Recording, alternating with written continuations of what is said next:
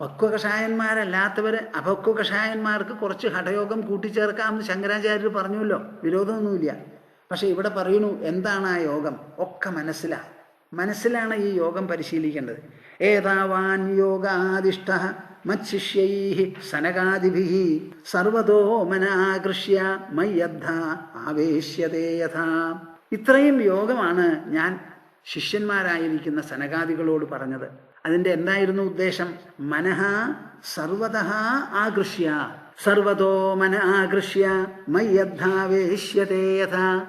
എല്ലാ ദിക്കിൽ നിന്നും മനസ്സിനെ പിൻവലിച്ച് അദ്ധ നല്ല പോലെ മയി ആവേശ്യതേ യഥാ, എന്നിൽ എങ്ങനെ ആവേശിപ്പിക്കാൻ സാധിക്കും എന്നുള്ള ആ യോഗമുണ്ടല്ലോ, അത് സനകാദികൾക്ക് ഞാൻ പറഞ്ഞു കൊടുത്തു. ഈ സംവാദത്തിന് അതിൻ്റേതായ ഒരു മഹിമയും ഒരു മഹത്വമുണ്ട്. എന്താണത്? നമ്മൾ എന്തെങ്കിലും പറയുമ്പോൾ നിങ്ങൾക്ക് കേൾക്കുന്നവർക്ക് അത് കേൾക്കണം എന്ന് തോന്നണം. അപ്പോൾ കേൾക്കാനായിട്ട് ചില ചരിത്രാംശങ്ങൾ, ചില സമാജാംശങ്ങൾ, ചില സംഭവങ്ങൾ ഇതൊക്കെ അതിൽ കൂട്ടിച്ചേർത്ത് പറയുമ്പോഴാണ് അതിന് ചമത്കാരം നല്ലോണം രസിക്കുക.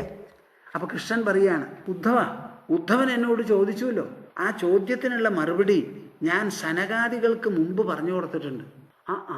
സനകാദികൾക്ക് അങ്ങനെ പറഞ്ഞു കൊടുത്തോ? അപ്പം ഞങ്ങൾക്കത് കേൾക്കണം എന്ന് പറഞ്ഞ് ചോദിക്കാനൊരു ഉത്സാഹമാവുമല്ലോ. അപ്പോൾ ശ്രോതാവിന് താല്പര്യം ജനിപ്പിക്കത്തക്ക വിധത്തിലുള്ള പരാമർശങ്ങൾ പ്രവക്താവിന് പറയേണ്ടത് ആവശ്യമാണ്. എങ്ങനെ ആയാലാണ് ശ്രോതാക്കളുടെ ശ്രദ്ധയെ പിടിച്ചു നിർത്തുക, അവർക്കതിൽ ഉത്സാഹം കൂട്ടുക? അതിനുള്ള പൊടിപ്പും തൊങ്ങലും ഒക്കെ പ്രവക്താവ് കൂട്ടിച്ചേർക്കണം. അപ്പോഴേ കാര്യം നടക്കുള്ളൂ.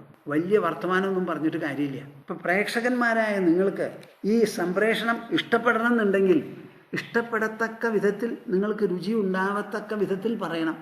ഞാൻ മുമ്പേ പറഞ്ഞിട്ടുണ്ട്, പ്രവക്താവ് ശ്രോതാക്കളെയോ പ്രേക്ഷകരെയോ എവിടെ കൊണ്ടുപോകണമെന്ന് വിചാരിച്ചാലും കൊണ്ടുപോകാനുള്ള സ്വാതന്ത്ര്യം പ്രവക്താവിനുണ്ട്. എൻ്റെ മുമ്പിലുള്ള ശ്രോതാക്കളെ അല്ലെങ്കിൽ പ്രേക്ഷകരെ എങ്ങോട്ട് കൊണ്ടുപോകണം എന്നുള്ളത് പ്രവക്താവ് ആലോചിക്കണം. അപ്പം അദ്ദേഹത്തിൻ്റെ ആ ഉദ്ദേശം, ലക്ഷ്യം, തപസ്, അതിനു വേണ്ടിയുള്ള വ്യഗ്രത, അതിന് അദ്ദേഹത്തിനുള്ള യോഗ്യത, ഇതെല്ലാം അനുസരിച്ചായിരിക്കും ആ ശ്രോതൃവൃന്ദം അല്ലെങ്കിൽ പ്രേക്ഷക വൃന്ദം മുമ്പോട്ട് പോകുന്നത്.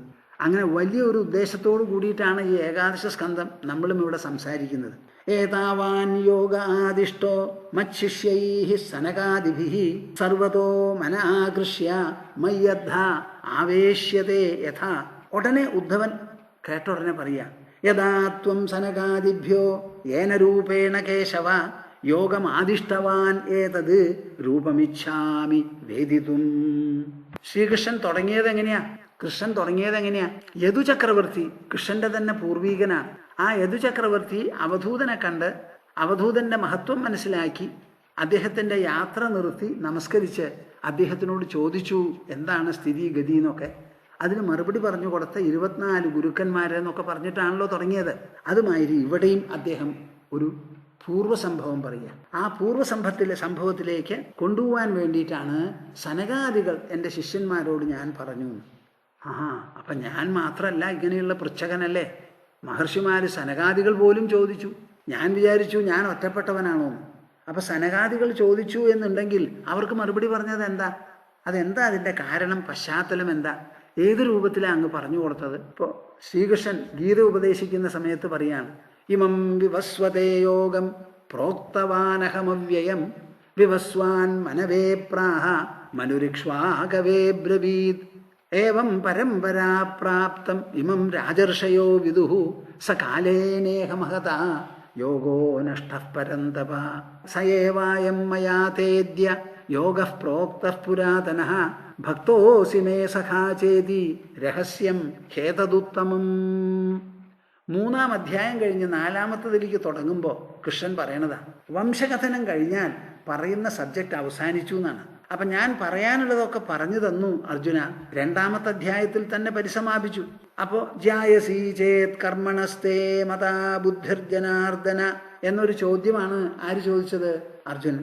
അപ്പം അതിന് വിശദമായി മറുപടി പറയേണ്ടി വന്നു. കർമ്മയോഗം അതും അവസാനിച്ചപ്പോൾ കഴിഞ്ഞു എന്ന് വിചാരിച്ച് ഞാനിത് വിവസ്വാന് പറഞ്ഞ് മനസ്സിലാക്കി കൊടുത്തു. വിവസ്വാൻ മനുവിന്, മനു ഇക്ഷ്വാകുവിന്, അങ്ങനെ പരമ്പരയായിട്ട് കിട്ടിയിരുന്നു രാജർഷിമാർക്ക്. കാലത്തിൻ്റെ പ്രവാഹത്തിൽ അത് നഷ്ടപ്പെട്ടു. ആ നഷ്ടപ്പെട്ടു പോയതിനെയാണ് അർജുന ഞാൻ അർജുനന് പറഞ്ഞു തരുന്നത് എന്ന് പറഞ്ഞ് അവസാനിപ്പിക്കുകയായിരുന്നു. അപ്പൊ അർജുനൻ ചോദിക്കുക, അതെങ്ങനെയാത്? അങ്ങ് അടുത്ത കാലത്ത് ജനിച്ചവനാണല്ലോ, വിവസ്വാൻ സൂര്യൻ എന്നോ ഉള്ളവനാണല്ലോ. അപ്പൊ അങ്ങ് എങ്ങനെയാ പൂർവ്വകാലത്ത് ഇത് പറഞ്ഞു എന്ന് പറയണത്? എനിക്ക് മനസ്സിലാവണില്ല. അപ്പൊ എനിക്ക് അനവധി ജന്മങ്ങൾ കഴിഞ്ഞിട്ടുണ്ട് അർജുന, അർജുനും കഴിഞ്ഞിട്ടുണ്ട്, അർജുൻ അത് അറിയണില്ല, ഞാൻ അറിയണു എന്നൊക്കെ പറഞ്ഞിട്ട് അതിന് വിവരണം കൊടുത്തു. ഇങ്ങനെയാണ് ഈ സംവാദം നീണ്ടുപോകുന്നത്.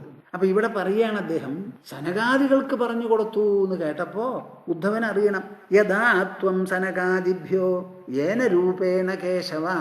സനകാദികൾക്ക് അങ്ങ് പറഞ്ഞു കൊടുത്തു എന്ന് പറഞ്ഞല്ലോ, അതിങ്ങനെ ദ്വാരകയില് കൃഷ്ണനായിട്ടിരുന്ന് തന്നെയാണോ പറഞ്ഞു കൊടുത്തത്? അതോ അതിൻ്റെ പശ്ചാത്തലവും സംഭവ പരമ്പരയും ഒക്കെ ഒന്ന് വേറെയാണോ? എനിക്കൊന്ന് അറിഞ്ഞാൽ കൊള്ളാം. കാര്യം കൃഷ്ണന്റെ ആണല്ലോ, കൃഷ്ണന്റെ എന്ത് പറഞ്ഞാലും ഉദ്ധവൻ ഇഷ്ടമാണ്. പിന്നെ പറയുന്ന വിഷയം ഉദ്ധവൻ ചോദിച്ച ചോദ്യം തന്നെയാണ് അവിടുത്തെയും ചോദ്യം. യോഗത്തിനെ പറ്റിയിട്ടാണ് പറയാൻ പോണത്. അപ്പൊ വിഷയം കൊണ്ട് തനിക്ക് ഏറ്റവും ഇഷ്ടപ്പെട്ടത്. പിന്നെ കൃഷ്ണ പരമാത്മാവ് പറഞ്ഞു കൊടുത്തു എന്ന് പറയുമ്പോൾ അതിലും ഇഷ്ടമുണ്ട്. അപ്പോൾ ഇഷ്ടം കൂടി എന്നിട്ട് ചോദിക്കുക, യോഗം ആദിഷ്ടവാൻ ഏതത്? സനകാദികൾ ചോദിച്ചത് എപ്പോഴാ, എന്താ ചോദിച്ചത്? അതിനങ്ങ് പറഞ്ഞു കൊടുത്തതോ? രൂപമിച്ഛാമി വേദിതും. എന്താ പറഞ്ഞു കൊടുത്തത്? എങ്ങനെയാ പറഞ്ഞു കൊടുത്തത്? അതിൻ്റെ സന്ദർഭം എന്താ? അവർക്ക് ചോദിക്കാനുള്ള കാര്യം എന്താ എന്നൊക്കെ ചോദിച്ചപ്പോൾ ശ്രീ ഭഗവാനുവാച, പുത്ര ഹിരണ്യഗർഭസ്യ മാനസാഹ സനകാദേഹ പപ്രച്ഛു പിതരം സൂക്ഷ്മാം യോഗസ്യ ഏകാന്തികീം ഗതിം. പുത്ര ഹിരണ്യഗർഭസ്യ മാനസാഹ സനകാദേഹ. ഹിരണ്യഗർഭം, ഗർഭൻ ബ്രഹ്മാവ്, അദ്ദേഹത്തിന് മാനസപുത്രന്മാരുണ്ട്.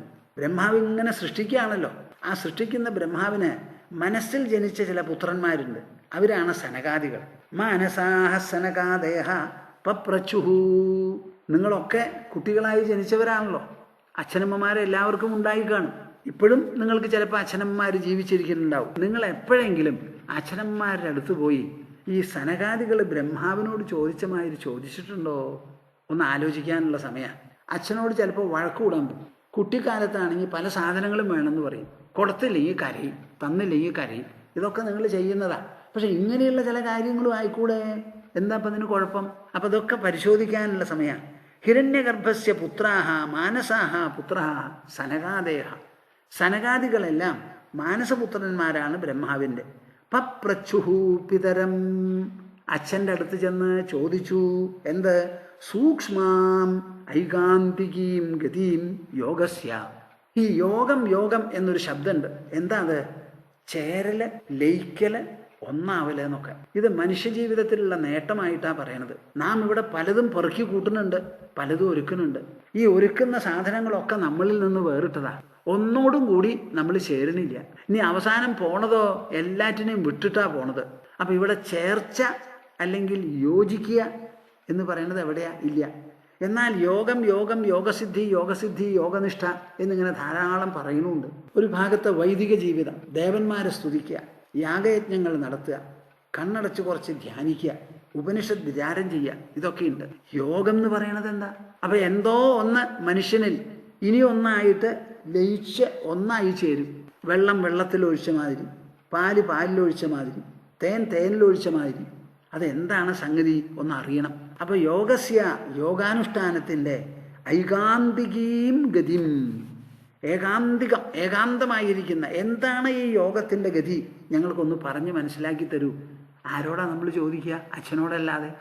നമുക്ക് ജന്മം നൽകിയത് അവരാണല്ലോ. അപ്പൊ ജന്മം നൽകിയ അച്ഛന്മാരുടെ അടുത്ത് ചെന്ന് എന്തു വേണമെങ്കിലും നമുക്ക് ചോദിക്കാം. മൃഷാഗിരസ്താഹ്യസതീര സത്കഥ ന കഥ്യതേ യത് ഭഗവാൻ അധോക്ഷജഃ തദേവ സത്യം തദുഹൈവ മംഗളം തദേവ പുണ്യം ഭഗവദ്ഗുണോദയം തദേവ സത്യം രുചിരം നവം നവം തദേവ ശശ്വൻ മനസോ മഹോത്സവം തദേവ ശോകാർണവശോഷണം നൃണാം യദുത്തമശ്ലോകയശോനുഗീയതേ യദുത്തമശ്ലോകയശോനുഗീയതേ അന്നപൂർണേ സദാപൂർണേ ശങ്കരപ്രാണവല്ലഭേ ജ്ഞാനവൈരാഗ്യസിദ്ധ്യർത്ഥം ഭിക്ഷാം ദേഹി ച പാർവതി മാതാ മേ പാർവതീ ദേവി പിതാ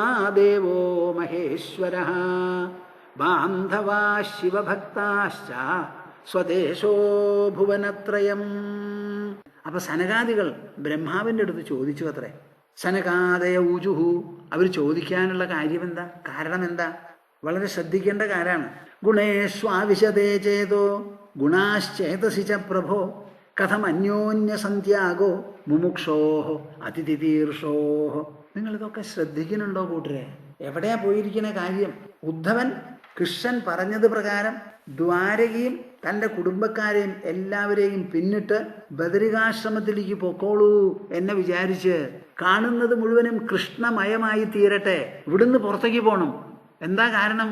ഉദ്ധവനുണ്ട് എന്ന് പറഞ്ഞ് എനിക്ക് പോക്ക് നിർത്താൻ പറ്റില്ല, എൻ്റെ കൂടെ കൊണ്ടുപോകാനും പറ്റില്ല. അതുകൊണ്ട് ഉദ്ധവൻ എനിക്ക് മുമ്പ് തന്നെ പോകണം, ഞാൻ ഇരിക്കുമ്പോൾ തന്നെ പോകണം. അയ്യോ എനിക്ക് വയ്യേ, എന്നെ ഇവിടുന്ന് പോകാൻ പറ്റിയ തരത്തിലുള്ള ഒരു മനസ്സ് ഉണ്ടാക്കി തന്ന് പറഞ്ഞയക്കൂന്നായി. അപ്പം മനസ്സിനെ ത്യജിക്കാൻ വേണ്ടിയിട്ടുള്ള ഒരു തയ്യാറെടുപ്പാണ് ഇവിടെ. ഇതേവരെ ഗ്രഹിച്ച് ജീവിച്ച ജീവിതത്തിൽ ആദ്യമായിട്ട് ഉദ്ധവൻ ത്യജിക്കാൻ പഠിക്കുക. മനസ്സിന് പിടിച്ചു പൊത്തുന്നത് മാതിരി വിട്ടുകളയാനും സാധിക്കും. പിടിച്ചു പൊത്തുന്നതാണ് ഇപ്പോഴത്തെ സ്വഭാവം, ഉടുമ്പിൻ്റെ പിടുത്തം. ഇനി അത് വിട്ട് കളയാൻ അങ്ങോട്ട് പറ്റണം. അതിനും ഈ മനസ്സ് സജ്ജമാണ്, ശക്തമാണ്, കുശലമാണ്, അതിന് സാധ്യതയുണ്ട്. ആ ത്യജനഭാവം, ത്യജന കുശലത കടഞ്ഞിങ്ങോട്ട് എടുക്കുകയാണ് ആര്? കൃഷ്ണൻ. എവിടുന്ന്? ഉദ്ധവന്റെ മനസ്സിൽ നിന്ന്. അപ്പൊ സനകാദികൾ ചോദിക്കുകയാണ്, എന്താ ചോദ്യം? ഗുണേഷ്വാവിശതേ ചേതോ ഗുണാശ്ചേതസി ച പ്രഭോ. നല്ല നേരം പോക്ക്. ജനിച്ചത് മുതൽക്ക് കുട്ടി നോക്കി കാണുന്നത് പുറം വസ്തുക്കളാണ്. ഈ പുറം വസ്തുക്കളെ നോക്കി കാണുമ്പോൾ കണ്ട വസ്തുക്കൾ അവിടെ, കുട്ടി ഇവിടെ. അങ്ങനെയാണോ? അല്ല, കണ്ടതിൻ്റെ ഒക്കെ ഒരു പതിപ്പ് മനസ്സെടുക്കുന്നു. അപ്പൊ എത്രത്തോളം കണ്ടുവോ അത്രത്തോളം പതിപ്പ് മനസ്സിന്റെ ഉള്ളിലുണ്ട്. പതിപ്പ് എന്നുള്ള വാക്കിന് എന്താ അർത്ഥം? കണ്ടതൊക്കെ മനസ്സിൽ ഓർമ്മ രൂപത്തിലുണ്ട്. നമുക്ക് ഓർമ്മ എന്ന് പറയുന്ന ഒരു സ്റ്റോർ ഹൗസ് ഉണ്ടല്ലോ, അതിൽ എല്ലാം ഉണ്ടല്ലോ, എല്ലാം ഉണ്ട് ഇപ്പോൾ അവിടെ. ആ ഓർമ്മ വലിയ വിശേഷം. ആരുടെ ആ ഓർമ്മ? മനസ്സിന്റെ ഓർമ്മ. മനസ്സിലാണ് പതിച്ചു വെച്ചിരിക്കുന്നത്. അപ്പൊ എന്തുണ്ടായി? ഗുണേഷു ആവിശതേ ചേതഃ.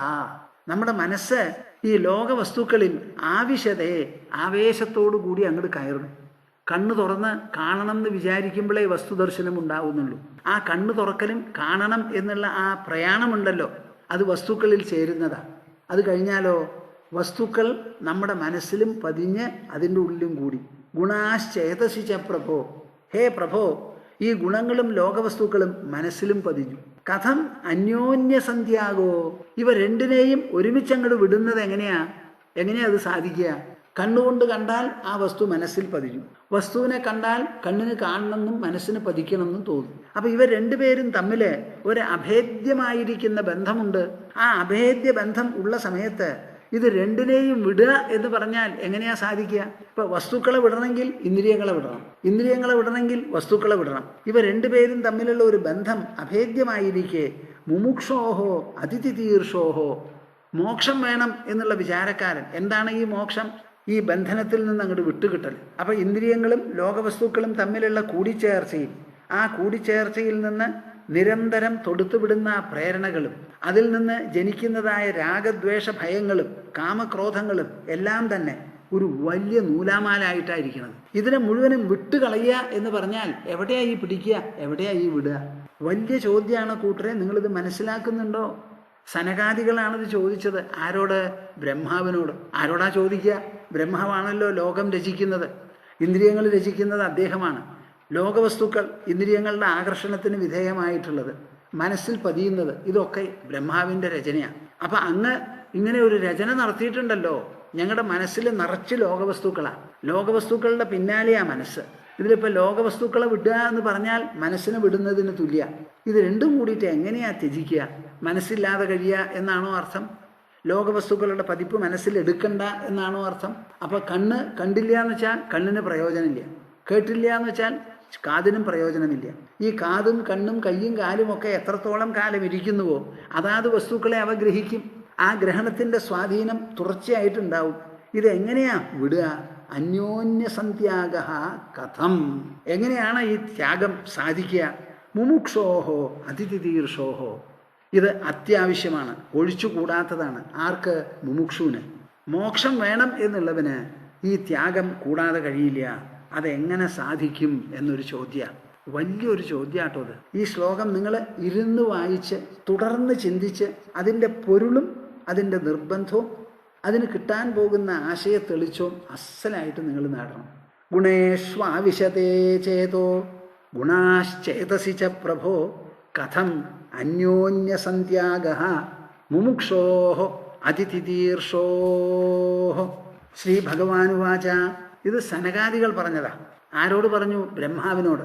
ഇത് കോൺവെർസേഷനാണല്ലോ, സംവാദമാണല്ലോ. സനകാദികൾ അവരുടെ തന്നെ പിതാവായ ബ്രഹ്മാവിനോട് ഇങ്ങനെ ഉണർത്തിച്ചപ്പോൾ ബ്രഹ്മാവ് എന്തു ചെയ്തു എന്നാണ് കൃഷ്ണൻ ഇനി പറയുന്നത്. ശ്രീ ഭഗവാനുവാച. ഏവം പൃഷ്ടോ മഹാദേവഃ സ്വയംഭൂ ഭൂതഭാവനഃ ധ്യായമാനഃ പ്രശ്നബീജം നാഭ്യപദ്യത കർമ്മധീഃ. കേൾക്കുന്നുണ്ടോ നിങ്ങൾ? സനകാദികളുടെ ചോദ്യ. അച്ഛനോട് കുറച്ച് പണം ചോദിച്ചാൽ അദ്ദേഹം തരും. ഒരു വീട് വേണം, അതിന് കുറച്ച് അഡ്വാൻസ് ഒക്കെ കൊടുക്കണം, അതും തരും. വാടകയ്ക്ക് ഏർപ്പെടുത്തണം, അതും ചെയ്യും. ഒരു വീട് കെട്ടണമെങ്കിൽ അതിനും പങ്കെടുത്തു എന്ന് വരാം. പക്ഷെ ഇങ്ങനെ ഒരു ചോദ്യം അച്ഛൻ്റെ അടുത്ത് ചോദിച്ചാൽ മറുപടി പറയാനുള്ള അച്ഛനമ്മമാരൊന്നുമില്ല. ധന്യ ബ്രഹ്മാവിൻ്റെയും തലയിലെടുത്ത്. ബ്രഹ്മാവിനും പറയാൻ പറ്റിയില്ല. ഏവം പൃഷ്ടോ മഹാദേവഃ. ഇതിൽ നിന്ന് നമ്മൾ എന്താ മനസ്സിലാക്കുന്നത്? ബ്രഹ്മാവ് ഒരു മേലേക്കടയൊന്നുമല്ല. ഈ കഥ, ഈ സംവാദം അവതരിപ്പിക്കുന്നത് വഴി കൃഷ്ണൻ വ്യക്തമാക്കി, ശ്രീമദ് ഭാഗവതം വ്യക്തമാക്കി പറയുന്നു, നിങ്ങൾ ഈ ബ്രഹ്മാവിനെ ഒന്നും ആശ്രയിച്ച് കഴിഞ്ഞുകൂടണ്ടാപ്പ. ആ ചരക്ക് വലിയ മേലെയൊന്നുമല്ല. ഏവം പൃഷ്ട. ഇങ്ങനെ ചോദ്യം ചെയ്യപ്പെട്ട് മഹാദേവഃ, ദേവന്മാരിൽ വെച്ച് പ്രഥമനായി മുഖ്യനായിരിക്കുന്ന മഹാദേവൻ, സ്വയംഭൂ, തന്നെത്താനെ ജനിച്ചവൻ. അദ്ദേഹത്തിന് മാതാപിതാക്കളില്ല, സ്വയംഭൂവാണ്. ഭൂതഭാവനഃ, ഈ ലോകത്തിന് മുഴുവൻ ഭാവന ചെയ്തുണ്ടാക്കുന്ന ബ്രഹ്മാവുണ്ടല്ലോ. ധ്യായമാനഃ, കുറച്ചു നേരം ധ്യാനിച്ചു നോക്കി. മക്കളാണ് വന്ന് ചോദിക്കുന്നത്. വേറെ വല്ലവരും ആണെങ്കിൽ ഒരു അലംഭാവമാവാം, ഞാൻ കുറച്ച് തിരക്കില്ല എന്നൊക്കെ പറയാം. മക്കളാണ് വന്ന് ചോദിക്കുന്നത്. ധ്യായമാനഃ പ്രശ്നബീജം. ഈ ചോദ്യത്തിൻ്റെ ഉൾപ്പൊരുൾ എന്താ? ഇതെന്താ ഇവർ ചോദിക്കുന്നത്? ഇവരെന്താണ് ഇവർക്ക് മനസ്സിലാവേണ്ടത്? അദ്ദേഹത്തിനെ ആലോചിച്ച് നോക്കിയിട്ട് നാഭ്യപദ്യത കർമ്മധീഃ. പാവം എപ്പോൾ നോക്കിയാലും നിർത്താതെ സൃഷ്ടിച്ചുകൊണ്ടിരിക്കുക. ആ സൃഷ്ടികർമ്മത്തിൽ വ്യാപൃതനായി വ്യഗ്രനായിരിക്കുന്ന അദ്ദേഹത്തിന് മക്കൾ ചോദിച്ച ചോദ്യത്തിൻ്റെ ഉൾപ്പൊരുളോ കാരണമോ ഒന്നും മനസ്സിലായില്ല. എന്താ ചെയ്യുക? വലിയ പ്രതിസന്ധിയാ. മക്കൾ അച്ഛനോട് ഒരു കാര്യം അറിയാൻ വേണ്ടി ചോദിച്ചു. പാവം അച്ഛന് മറുപടി പറയാനും പറ്റണില്ല, മനസ്സിലാവുന്നുമില്ല. അപ്പോൾ വലിയൊരു പ്രതിസന്ധിയാണ്. നിങ്ങൾ വിചാരിക്കുന്ന മാതിരിയല്ല. മാനസപുത്രന്മാരായിരിക്കുന്ന സനകാദികൾ ബ്രഹ്മാവിൻ്റെ അടുത്ത് പോയി ബ്രഹ്മാവിൻ്റെ അടുത്ത് ഉണർത്തിച്ചു. എന്ത്? അവരുടെ മനസ്സിലുള്ള വിഷമം. അതെന്താ? ഒരു പൃച്ഛയാണ്, ഒരു ചോദ്യ. എങ്ങനെയാണ് എപ്പോൾ നോക്കിയാലും ഈ ലോകവസ്തുക്കളോട് ആകർഷണം തോന്നുന്ന മനസ്സിൽ സദാ സർവഥാ സ്ഥാനം പിടിച്ചിരിക്കുന്ന ലോകവസ്തുക്കൾ, ഇവ രണ്ടില് ഏതിനെയാണ് ഉപേക്ഷിക്കുക? എങ്ങനെയാണ് ഉപേക്ഷിക്കുക? എന്താണ് ഇതിൻ്റെ രഹസ്യം? എവിടെ പിടിക്കണം, എവിടുന്ന് പോകണം എന്ന് മനസ്സിലാവണില്ല എന്ന് ചോദിച്ചപ്പോൾ പാവം ബ്രഹ്മാവിന് മറുപടി പറയാൻ പറ്റിയില്ല. ആ ചോദ്യം ഉന്നയിച്ചു സനകാദികൾ, മറുപടി കൊടുത്തില്ലെങ്കിലോ വലിയ ഒരു പ്രതിസന്ധിയാകും. ഒരു ചോദ്യത്തിന് മറുപടി കിട്ടിയില്ലെങ്കിൽ ചോദ്യകർത്താവിന് ഉറക്കം വരില്ല. ഒരു ചോദ്യം എന്ന് പറയുന്നത് ഒരു മനസ്സിൽ നിന്ന് പുറപ്പെടുന്നതാണ്. മനസ്സൊരു വ്യക്തിയുടെയാണ്. ആ മനസ്സിൽ നിന്ന് പുറപ്പെടുന്ന ചോദ്യത്തിന് വെറും തിയറിറ്റിക്കലായിട്ടുള്ള ഒരു ആൻസർ അല്ല. ആ ചോദ്യകർത്താവിനെ സമാധാനിപ്പിക്കുന്നതായ ഒരു ദൗത്യവും കൂടിയുണ്ടത്. അപ്പം അത് മറുപടി പറയാണ്ടിരുന്നാൽ പറ്റില്ല. സമാം അചിന്തയദ്ദേവഃ പ്രശ്നപാരതി തീർഷയ തസ്യാഹം ഹംസരൂപേണ സകാശം അഗമം തഥാ. കേൾക്കുന്നുണ്ടോ നിങ്ങൾ? എൻ്റെ ഭാവന ശ്രീമദ് ഭാഗവതത്തിലെ ആദ്യത്തെ ശ്ലോകത്തിലേക്കാണ് പോകുന്നത്. ഇടയ്ക്കിടയ്ക്ക് ഞാൻ അങ്ങനെ ചിന്തിക്കാറുണ്ട്. നിങ്ങളും ചിന്തിക്കണം. എന്താ ആദ്യത്തെ ശ്ലോകത്തിൽ പറഞ്ഞിരിക്കുന്നത്? ജന്മാദ്യസ്യ യതോന്വയാദിതരതശ്ചാർത്ഥേഷ്വഭിജ്ഞസ്വരാട്. അർത്ഥേഷു അഭിജ്ഞഃ സ്വരാട്. ഇത് ആരെക്കുറിച്ചാണ് പറഞ്ഞിരിക്കുന്നത്? ജന്മാദ്യസ്യ യതഃ. നിങ്ങളൊക്കെ വിചാരിക്കും ഇതൊരു ഈശ്വരനെ കുറിച്ചിട്ടുള്ള വർണ്ണനയാണ്. അല്ല. ഈ പ്രപഞ്ചം പാഞ്ചഭൗതികമാണ്. പഞ്ചഭൂതങ്ങളെ കൊണ്ടുണ്ടായിട്ടുള്ള ഈ പ്രപഞ്ചം എന്തിൽ നിന്ന് ഉത്പത്തിയായോ ആ സത്യം എന്നാ പറയുന്നത്. അതിനെ വിശേഷിപ്പിച്ചിരിക്കുന്നത് എന്താ? സത്യം പരം ധീമഹി. പ്രേക്ഷകരെ, നിങ്ങൾ ശ്രദ്ധിക്കുന്നുണ്ടോ ഞാൻ ഈ പറയുന്നത്? എവിടെ നോക്കിയാലും ഇവിടെ ക്ഷേത്രങ്ങളാണ്. ആ ക്ഷേത്രപാലന്മാരുമാണ്. ഈ ക്ഷേത്രവും ക്ഷേത്രപാലന്മാരും എപ്പോൾ വന്നു? അവർ എന്തിനു വേണ്ടി അവിടെ ഇരിക്കുന്നു? അവിടെ പൂജ ചെയ്യുന്നത് ആരാ? മനുഷ്യൻ. ആ വിഗ്രഹം കൊത്തിയുണ്ടാക്കിയത് ആരാ? ശില്പികൾ. ആ കൊത്തിയുണ്ടാക്കിയ വിഗ്രഹത്തിന് ഈശ്വര സ്ഥാനം കൊടുത്തത് ആരാ? പ്രാണപ്രതിഷ്ഠയടക്കം. തന്ത്രിമാര്, മനുഷ്യരുടെ മനസ്സ്. അപ്പം നമ്മൾ രൂപകൽപ്പന ചെയ്ത് ആരാധനാക്രമങ്ങൾ നാം തന്നെ ഡിസൈൻ ചെയ്ത് നാം തന്നെ അതനുസരിക്കുന്ന ഒരു സങ്കേതമാണ് ഈ ദേവപ്രതിഷ്ഠ, ദേവാലയങ്ങളെല്ലാം. അവിടെ പോകുന്നത് ഒരു തുടക്കമേ ആയുള്ളൂ, അത് അവസാനമായി എന്ന് നിങ്ങൾ വിചാരിക്കരുത്. ഓരോ വിഗ്രഹവും പ്രതിനിധാനം ചെയ്യുന്നത് എന്തിനാ? ഒരു പരമസത്യത്തെയാണ്. അത് പുല്ലിംഗമോ സ്ത്രീലിംഗമോ അല്ല. സത്യം പരം ധീമഹി എന്നാണ് ശ്രീമദ് ഭാഗവതം ആദ്യത്തെ ശ്ലോകത്തിൽ അതിനെ സൂചിപ്പിക്കുന്നത്. പരമമായ സത്യം, അതിനെ എന്ത് ചെയ്യണു? ധീമഹി, അതിനെ ബുദ്ധിയിൽ നിർത്തുന്നു എന്നാണ്. ബുദ്ധിയിലാണ് നിർത്തുന്നത്. എന്താ പരമസത്യം?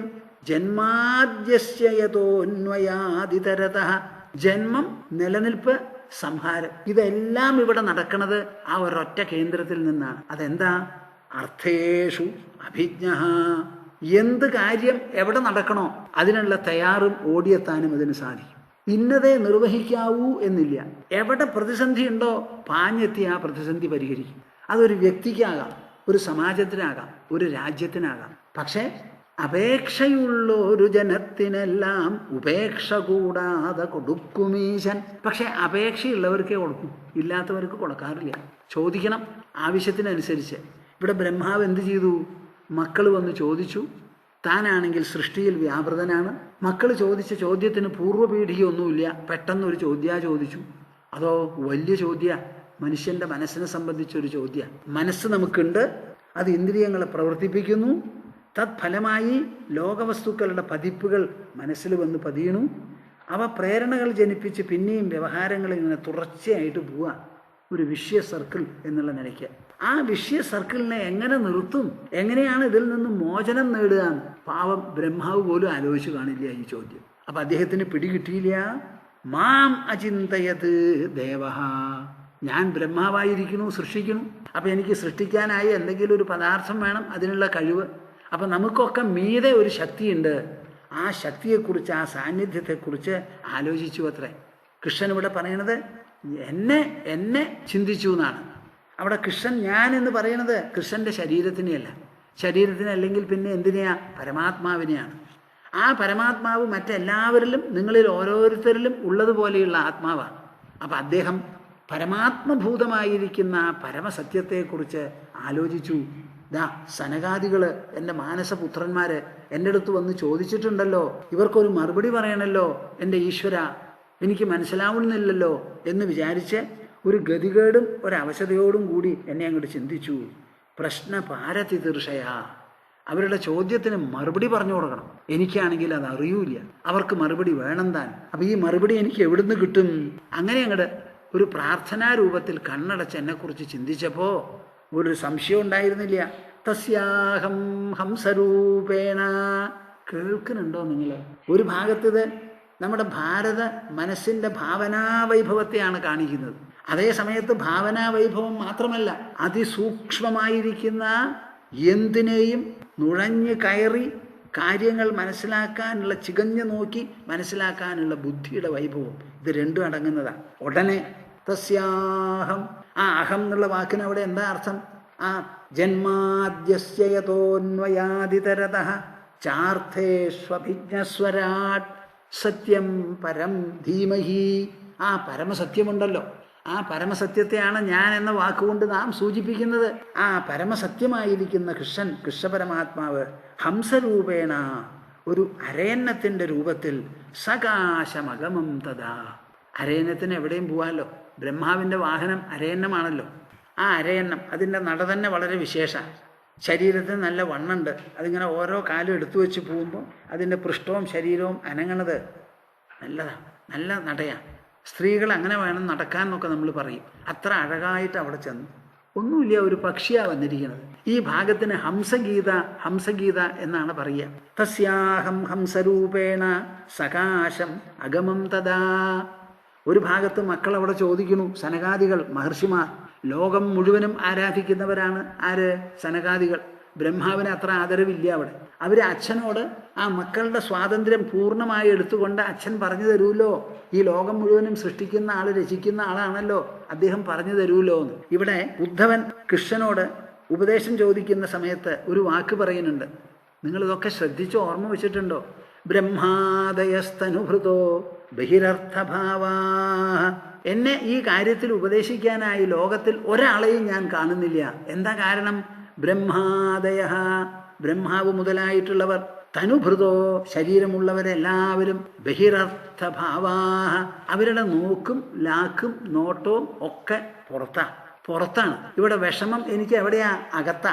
അപ്പൊ അകത്തുള്ള വിഷമം തീർക്കാൻ പുറം ദൃഷ്ടിക്കാരെ കൊണ്ട് എങ്ങനെ പറ്റും? ബ്രഹ്മാവടക്കം ബാഹ്യദൃഷ്ടിയുള്ളവനാ. അദ്ദേഹത്തിന് എന്താ ജോലി? ഇങ്ങനെ രചിക്കുക. എന്ത് രചിക്കുക? സ്ഥൂല പ്രപഞ്ചത്തിന്റെ അംഗങ്ങളെ. അപ്പൊ സ്ഥൂലരചനയിൽ വ്യാപൃതനായിരിക്കുന്ന ഒരു ബ്രഹ്മാവിന് ഉദ്ധവനെ പോലെയുള്ള ആൾക്കാർക്ക് ഉള്ളിലുള്ള സംശയം തീർത്തു കൊടുക്കാൻ എങ്ങനെയാ പറ്റില്ല. നിങ്ങൾ മനസ്സിലാക്കുന്നുണ്ടോ ആ ഉപദേശത്തിന്റെ മഹിമ, ഉപദേഷ്ടാവിന്റെ സ്ഥാനം? അതുകൊണ്ട് അങ്ങ് മാത്രമേ ഉള്ളൂ എന്നാ പറയുന്നത്. വേറെ ഒരാളുമില്ല. ഉദ്ധവൻ കൃഷ്ണനോട് പറഞ്ഞത് നിങ്ങൾക്ക് ഓർമ്മയുണ്ടോ? ഞാൻ അന്ന് പറയണ്ടായി, ആ ശ്ലോകം നിങ്ങൾ എല്ലാവരും പഠിക്കണം. പഠിച്ചിട്ട് എപ്പോഴും അത് ഒരു ദിവസത്തിൽ 2 or 3 തവണ ഉച്ചരിക്കണം. അപ്പോഴേ നിങ്ങൾക്ക് മനസ്സിലാവുള്ളൂ നമുക്കുള്ള വിഷമം എവിടെയാ, നമുക്ക് ആശയ തെളിച്ചം വേണ്ടത് എവിടെയാ. സോഹം മമാഹമിതി മൂഢമതിർവിഗാഢ ത്വന്മായയാ വിരചിതാത്മനി സാനുബന്ധേ തത്വഞ്ജസാ നിഗദിതം ഭവതാ യഥാഹം സംസാധയാമി ഭഗവൻ അനുശാധിഭൃത്യം. കൃഷ്ണ, അങ്ങ് പറഞ്ഞ മാതിരി എല്ലാം വിട്ട് ബദരികാശ്രമത്തിലേക്ക് പോകാൻ എനിക്ക് സാധിക്കുന്നില്ല. കാരണം എന്താ? സോഹം മമാഹമിതി മൂഢമതിർവിഗാഢ. എൻ്റെ മനസ്സിൽ ഒരു മൗഢ്യം കിടന്നു കൂടിയിരിക്കുക. അതിലോ മനസ്സും ബുദ്ധിയും ആണ്ടിറങ്ങിയിരിക്കുക. അതിന് കാരണം വാസ്തവത്തിൽ അങ്ങയുടെ മായ തന്നെയാണ്. ത്വന്മായയ വിരചിതാത്മനി സാനുബന്ധേ. ദേഹത്തിലും ദേഹബന്ധുക്കളിലുമാണ് സോഹം മമാഹമിതി എന്നുള്ള വിചാരം. അതുകൊണ്ടോ അങ്ങ് പറഞ്ഞ പ്രകാരം എനിക്ക് പോകാൻ പറ്റുന്നില്ല. തത്വഞ്ജസാ നിഗദിതം ഭവതാ യഥാഹം സംസാധയാമി ഭഗവൻ അനുശാധിഭൃത്യം. അങ്ങ് പറഞ്ഞത് അതേപടിക്ക് ഉൾക്കൊണ്ട് ഈ നിമിഷത്തിൽ തന്നെ ദ്വാരകയെയും അങ്ങയെയും കൂടി വിട്ട് ബദരികാശ്രമത്തിലേക്ക് പോകാൻ പറ്റിയ തരത്തിൽ എന്നെ ഉപദേശിച്ചു തരണേന്ന്. അതെന്തിനാ? കൃഷ്ണൻ തന്നെ വേണം എന്നുള്ള വാക്കിന് പറയാ. സത്യസ്യതേ സ്വദൃശ ആത്മനോന്യം വക്താരമീശ വിബുധേഷ്വവി നാനുചക്ഷേ. കൃഷ്ണ, അങ്ങയെപ്പോലെ ഒരു ഉപദേഷ്ടാവിനെ കാണാൻ ഇവിടെ സാധ്യമില്ല. വക്താരമീശ വിബുധേഷ്വവി നാനുചക്ഷേ. അറിവുള്ളവരും തത്വജ്ഞാനികളും പലരും ഉണ്ടാവാം. പക്ഷെ അങ്ങയെപ്പോലെ ഈ അടിയന്തരമായിട്ടുള്ള ഒരു നേട്ടമാണ് എനിക്കിവിടെ ഉണ്ടാവേണ്ടത്. മനസ്സിലുള്ള ആശാപാശങ്ങളും കൽമഷങ്ങളും എല്ലാം പോയി ഇവിടുന്ന് പെട്ടെന്ന് ഇങ്ങനെ പുറപ്പെട്ടു പോകണമല്ലോ. അങ്ങയെപ്പോലും വിട്ടുപോകാനാ പറയുന്നത്. ഇത് എളുപ്പം സാധിക്കുന്ന കാര്യമല്ല. അതിന് പറ്റിയ തരത്തിൽ വളരെ സമർത്ഥമായി, കുശലമായി, കാര്യക്ഷമമായി അടിയന്തരമായിരിക്കുന്ന ഫലം ഉണ്ടാവത്തക്ക വിധത്തിലുള്ള ഒരു ഉപദേശം തരാൻ എന്നെ നോട്ടത്തിൽ ആരുമില്ല. അത് പറഞ്ഞുകൊണ്ടിരിക്കുമ്പോൾ അദ്ദേഹം പറയാണ്, സർവേ വിമോഹിതധിയസ്തവമായേ ബ്രഹ്മാദയസ്തനുഭൃതോ ബഹിരർത്ഥഭാവാ. സർവേ എല്ലാവരും, വിമോഹിതധിയ അവരുടെ ബുദ്ധി മുഴുവൻ മോഹിതമാണ്. തവ മായയേമേ അതിന് കാരണം അങ്ങയുടെ തന്നെ മായ. ബ്രഹ്മാദയ ബ്രഹ്മാവ് മുതലായിട്ടുള്ളവരും, തനുഭൃതോ അവരൊക്കെ ശരീരമുള്ളവരാണ്, ബഹിരർത്ഥഭാവാ അവരുടെ ഒക്കെ നോട്ടവും ശ്രദ്ധയൊക്കെ പുറത്താണ്. എൻ്റെ വിഷമം അകത്താണ്. അപ്പം അകത്ത കാര്യങ്ങളെപ്പറ്റി അവർക്ക് ആർക്കും അറിയില്ല. നിങ്ങൾ ശ്രദ്ധിക്കുന്നുണ്ടോ ഈ പറയുന്നത്? ബ്രഹ്മാവ് അടക്കമുള്ളവരങ്ങനെയാണ്. അത് അപ്പുറത്ത് പറഞ്ഞു വെച്ചു, ഇപ്പുറത്തും അത് തന്നെയാണ്. അവിടെ സ്തുതിച്ചു, ഇപ്പം ഇവിടെ പറയുകയാണ്. കൃഷ്ണൻ തന്നെ പറയുക, ബ്രഹ്മാവിനോട് സനകാദികൾ ചോദിച്ചു, സനകാദികളുടെ ചോദ്യത്തിന് മറുപടി പറയാൻ പറ്റിയില്ല. പ്രശ്നം ബീജം പോലും മനസ്സിലായില്ല ബ്രഹ്മാവിന്. അപ്പം അദ്ദേഹം ആ പ്രതിസന്ധിയിൽ എന്താ വേണ്ടതെന്ന് ഇങ്ങനെ ആലോചിച്ച് എന്നെക്കുറിച്ച് ചിന്തിച്ചപ്പോൾ ഞാൻ നല്ല ഒരു അനയന്നമായിട്ട് അവിടെ അടുത്ത് ചെന്നപ്പോഴോ ഓർക്കാപ്പുറത്ത് ഒരു അരയന്നം പെട്ടെന്ന് പ്രത്യക്ഷപ്പെട്ട. എല്ലാവരും എന്താ ചെയ്യുക? ഓഹോ, ഇതെന്താപ്പാ അതെന്ന് ഒരു അത്ഭുതമായിരിക്കും. ഞാൻ ഈ സമയത്ത് ഒരു പേഴ്സണൽ നോട്ട് നിങ്ങളോട് പറയാം. എൻ്റെ പൂർവാശ്രമത്തിലെ അമ്മയുടെ അച്ഛൻ മുത്തശ്ശനെ ഞാൻ അദ്ദേഹത്തെ കണ്ടിട്ടുള്ളതായിട്ട് എനിക്ക് ഓർമ്മയില്ല. മുത്തശ്ശൻ മരിച്ചതിന് ശേഷം അമ്മ പോയപ്പോൾ എന്നെ കൂട്ടിക്കൊണ്ടുപോയിട്ടുണ്ടായിരുന്നു. അപ്പോൾ അവിടെ ചെന്ന് നടവരമ്പിൽ ആ കുടുംബത്തിൽ ആ മഠത്തിൻ്റെ ഉള്ളിൽ അങ്ങോട്ട് ചെല്ലുമ്പോഴേക്കും അമ്മ പുരണ്ടു വീണു. ആ ഒരു സീൻ ഏതാണ്ട് ഓർമ്മയുണ്ട്. അത്രയേ ഉള്ളൂ, അവിടെ അങ്ങനെയുള്ളതൊന്നുമില്ല. അപ്പോൾ അമ്മ പറഞ്ഞ ഒരു ചരിത്രമാണ്. മുത്തശ്ശൻ ഒരു ശാസ്ത്രികളായിരുന്നു. അദ്ദേഹം രാമായണം വായിക്കും. ഈ വായിക്കും എന്ന് പറഞ്ഞാൽ എങ്ങനെയാ? ശാസ്ത്രികന്മാർ രാമായണം വായിക്കുമ്പോൾ അത് അറിഞ്ഞുകൊണ്ടും അതിൻ്റെ അർത്ഥം മുഴുവനും മനസ്സിലാക്കി അതിൻ്റെ ഇഹം പരം പൂർവാപരം ഇതൊക്കെ ബന്ധപ്പെടുത്തി ചിന്തിച്ചുകൊണ്ടാണ് അവർ വായിക്കുക. അങ്ങനെ വായിക്കണത് മിക്കവാറും അവരവർക്ക് വേണ്ടിയിട്ടാണ്. അപ്പം അന്ന് വായിക്കുന്ന സമയത്ത് അമ്മയുടെ തന്നെ അമ്മാമന്മാർ 1-2 ആളെ വരെയുണ്ട്, അമ്മയുടെ അച്ഛനും ഉണ്ട്. അവരെല്ലാവരും കൂടി ഏതാണ്ട് ഊണ് കഴിച്ച് ഉച്ചയ്ക്ക് വായിച്ചുകൊണ്ടിരിക്കുക. അങ്ങനെ വായിച്ചുകൊണ്ടിരിക്കുന്ന സമയത്ത് ഒരു സർപ്പം അങ്ങനെ ഇഴഞ്ഞു വരുന്നു. അപ്പോൾ സാധാരണ ഒരു സർപ്പം വീട്ടിൻ്റെ ഉള്ളിലേക്ക് വരില്ല. എന്താ കാരണം എന്ന് വെച്ചാൽ നിലം മിനുസുള്ളതാണ്. ആ മിനുസുള്ള നിലത്തിൽ അവർക്കിങ്ങനെ അവരുടെ ആ ചെറിയ കാലുമാരിയുണ്ടല്ലോ അതിങ്ങനെ വെച്ച് പോകാൻ പറ്റില്ല. അപ്പോൾ സാധാരണ ഒരു സർപ്പം അപ്പോൾ വളരെ കഷ്ടപ്പെട്ടാണത് ഇഴഞ്ഞഴിഞ്ഞ് വരണത്, ഗ്രിപ്പ് കിട്ടില്ല. അങ്ങനെ വരണ കണ്ടപ്പോൾ ഈ സർപ്പം പുറമേ നിന്ന് ഒരു നിർബന്ധവുമില്ലാതെ വരിക. സാധാരണ ഈ പാമ്പുകൾ വീട്ടിൻ്റെ ഉള്ളിൽ വരുന്നത് എങ്ങനെയാണെന്ന് വെച്ചാൽ എലിയെ പിടിക്കാനായിട്ട് പോകും. അപ്പോൾ എലി ഓടി വീട്ടിൻ്റെ ഉള്ളിൽ പോകുമ്പോൾ ആ വേഗതയിലാണ് അവർ വന്നു പെടുന്നത്. എന്നിട്ട് പിന്നെ മടങ്ങി പോകാൻ പറ്റാതെ ആവശ്യമായിട്ട് അവിടെ കിടക്കണ കേസസും ഉണ്ട്. അപ്പോൾ ഈ സർപ്പം ഇങ്ങനെ പതുക്കെ വരണ കണ്ടപ്പോൾ പരിഭ്രമിക്കാതെ അദ്ദേഹം നോക്കിയപ്പോൾ അതിൻ്റെ 2 കണ്ണിൽ നിന്നും കണ്ണീരുമായിരുന്നു. അപ്പോൾ മനസ്സിലായി എന്തോ ഇയാൾക്ക് കുഴപ്പമുണ്ടെന്ന്. അങ്ങനെ ഇഴഞ്ഞ് അടുത്ത് വന്നപ്പോൾ അദ്ദേഹത്തിന് നല്ല തയ്യാറോടുകൂടി മനസാന്നിധ്യത്തോട് എന്താ ഗോവിന്ദ പറ്റിയ നിനക്ക്, എന്താ വേണ്ടേ എന്ന് ചോദിച്ചപ്പോൾ നാവ് നീട്ടി. അപ്പം നാവ് നീട്ടിയപ്പോൾ അതിലെന്തോ ഒരു സാധനം ഇരിക്കും, അത് കണ്ടു. അപ്പോൾ ഇദ്ദേഹം വേഗം അവിടുന്ന് എണീറ്റ് അലമാര തുറന്ന് ഒരു പട്ടെടുത്ത് മടിയിൽ വിരിച്ചിട്ട് പറയാ, ഗോവിന്ദ ഇവിടെ വന്ന് ഇരുന്നോളൂ നോക്കട്ടെ എന്ന്. അത് ഇഴഞ്ഞു വന്ന് മടിയിലിരുന്നിട്ട് നാവ് കാണിച്ചു കൊടുത്തു. പതുക്കെ ആ മുള്ളെടുത്തു. ഇനി പൊക്കോളൂ എന്ന് പറഞ്ഞു. വന്ന വഴിക്ക് അവൻ പോവുകയും ചെയ്തു. ഇതെന്തിനാ ഞാൻ പറയണത്? എനിക്ക് ഏതാണ്ട് തോന്നുകയാണ്, ബ്രഹ്മാവ് കഷ്ടപ്പെട്ടിട്ട് എന്താ വേണ്ടതെന്ന് അറിയാത്തപ്പോൾ ഒരരയന്നം അവിടെ വന്നു പെട്ടു. അപ്പോൾ അരയന്നം വന്നപ്പോൾ അവിടെ സർപ്പം വന്നപ്പോൾ നമ്മുടെ മുത്തശ്ശൻ ചോദിച്ചത് എന്താ ഗോവിന്ദ പറ്റിയേ, നീ ആരാ എവിടുന്നാ വന്നിരിക്കണേന്നാ. ഇതന്നെയാ ബ്രഹ്മാവും ബാക്കിയുള്ളവരും ചോദിച്ചത് അരയന്നത്തിനോട്. ദൃഷ്ട്വാ മാം തേ ഉപവ്രജ്യ കൃത്വാ പാദാഭിവന്ദനം ബ്രഹ്മാണമഗ്രഥ കൃത്വാ പപ്രശുഹു കോ ഭവാനിധി. നിങ്ങളിത് രസിച്ച് കേൾക്കണുണ്ടോപ്പാ? എനിക്കൊരു സംശയം തോന്നുക.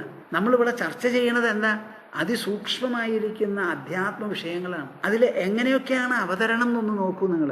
ഏത് അവതരണത്തിന് എന്താ തെറ്റ്? നമ്മുടെ മനസ്സിന് ഭാവനാശക്തിയുണ്ട്.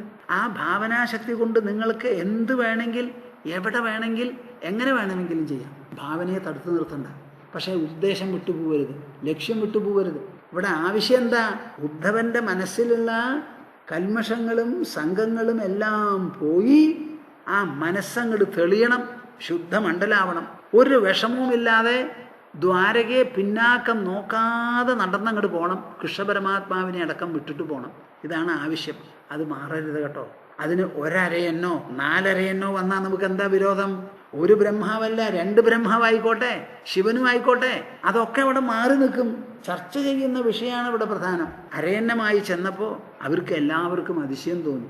സാവാഗ്യയാ തസ്യ ഗുണാൻ ഗൃണീതേ കരൗ ച തത്കർമ്മകരൗ മനശ്ച സ്മരേത് വസന്തം സ്ഥിരജംഗമേഷു ശൃണോതി തത്പുണ്യകഥാസ പുണ്യഃ സ്ഥിരസ്തു തസ്യോ ഭയലിംഗമാനമേത് തദേവ യത് പശ്യതി തദ്ധി ചക്ഷുഃ അംഗാനി വിഷ്ണോരഥ തജ്ജനാനാം പാദോദകം യാനി ഭജന്തി നിത്യം ലോകേശ ചൈതന്യമയാദിദേവ ശ്രീകാന്ത വിഷ്ണോ ഭവദാജ്ഞയൈവ പ്രാതഃ സമുത്ഥായ തവ പ്രിയാർത്ഥം സംസാരയാത്രാം അനുവർത്തയിഷ്യേ.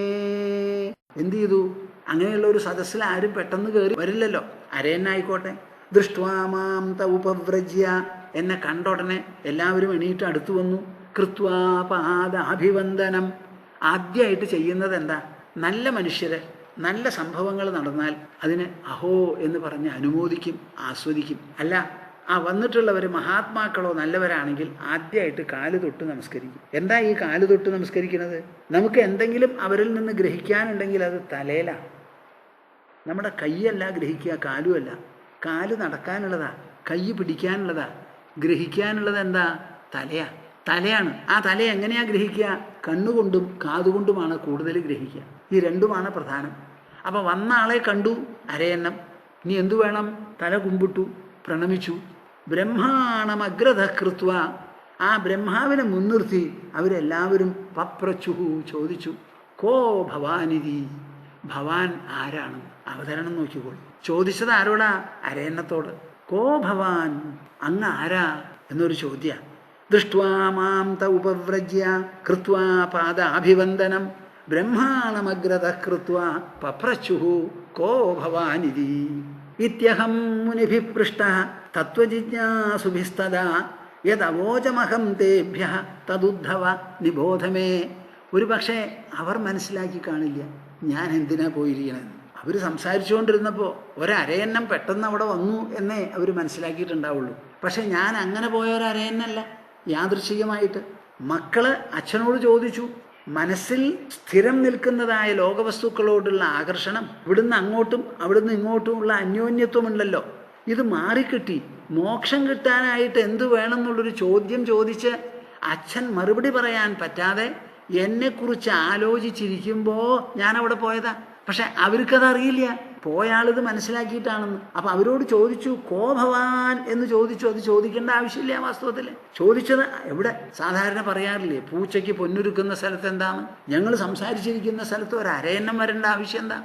അരയന്നം വന്നപ്പോൾ ചോദിച്ചു കോ ഭവാൻ. അത് അധാരണ നിലയ്ക്കുള്ള ഒരു വരവല്ല എന്നുള്ള നിലയ്ക്ക് ചോദിച്ചതാണ്. ഇത്യഹം മുനിഭിഃ പൃഷ്ടഃ, ഇങ്ങനെയാണ് മുനിമാർ എന്നോട് ചോദിച്ചത്. പക്ഷേ അവരെങ്ങനത്തവരാ എനിക്ക് മനസ്സിലായി. അവർക്കറിയില്ല ഞാൻ ആരാണെന്ന്, അതുകൊണ്ടാണല്ലോ ചോദിച്ചത്. പക്ഷെ അവരെനിക്ക് മനസ്സിലായി. തത്വജിജ്ഞാസുഭിഹി തദാ. കേൾക്കുന്നുണ്ടോ നിങ്ങൾ? അവർ തത്വജിജ്ഞാസയോടുകൂടി എന്ന് പറഞ്ഞാൽ തത്വം അറിയണം എന്നുള്ള ഉദ്ദേശത്തോടു കൂടിയിട്ടാണല്ലോ ബ്രഹ്മാവിനോട് ചോദിച്ചത്. അപ്പൊ തത്വജിജ്ഞാസുക്കളാണ് അവർ എന്ന് മനസ്സിലാക്കി ആ ചോദ്യത്തിന് ഞാൻ മറുപടി പറഞ്ഞു. ഈ സംസ്കാരത്തെ നിങ്ങൾ എങ്ങനെ വിലയിരുത്തണോപ്പാ? നിങ്ങൾക്ക് ബുദ്ധിയുണ്ടോ? മനസ്സുണ്ടോ? Do you have a personality grandeur? I'm asking.